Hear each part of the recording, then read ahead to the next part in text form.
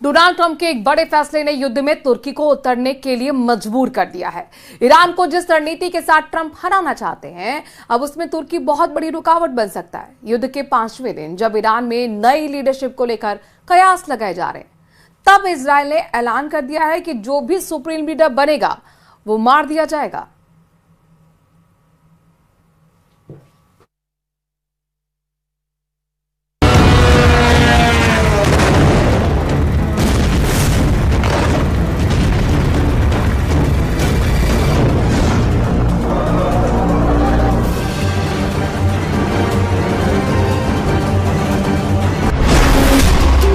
CIA का mission impossible, Kurd लड़ाकों को विद्रोह का टेंडर।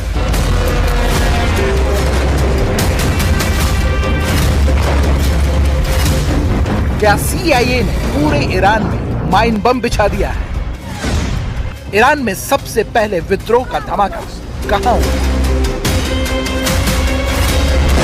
महाबाद से शुरुआत होगी, केरमानशाह में फटेगा या साकेज में धमाका होगा?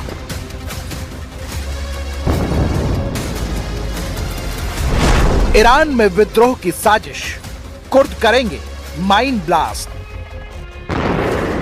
तेहरान की सुबह एक बार फिर धमाके की आवाज से कांप उठी। दक्षिण पूर्वी तेहरान का आसमान हवाई हमलों के बाद धुएं के बड़े गुबार से ढक गया। जंग के 5वें दिन अमेरिका और इजराइल ने फिर तेहरान पर एयर स्ट्राइक की।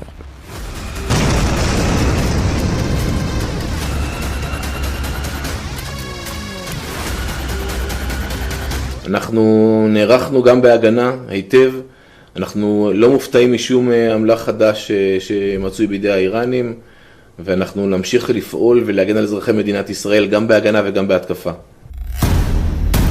तो क्या ये अमेरिका के ईरान के खिलाफ ट्रेलर भर है? क्या अंदर खाने कोई और बड़ी वॉर प्लॉटिंग चल रही है?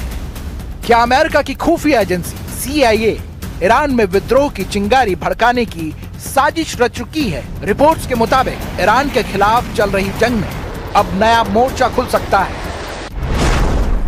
बताया जा रहा है कि अमेरिका की खुफिया एजेंसी CIA ईरान के कुर्द लड़ाकों के साथ सीक्रेट मीटिंग कर रही है। योजना के मुताबिक ईरान इराक सीमा के पास मौजूद कुर्द मिलिशिया को हथियार और मदद देकर पश्चिमी ईरान में ईरानी सुरक्षा बलों पर हमले करवाए जाएं। मकसद ये है कि सीमा पर लड़ाई छेड़कर ईरान की सेना को उलझाया जाए और देश के अंदर सरकार के खिलाफ विद्रोह की आग भड़काई जाए।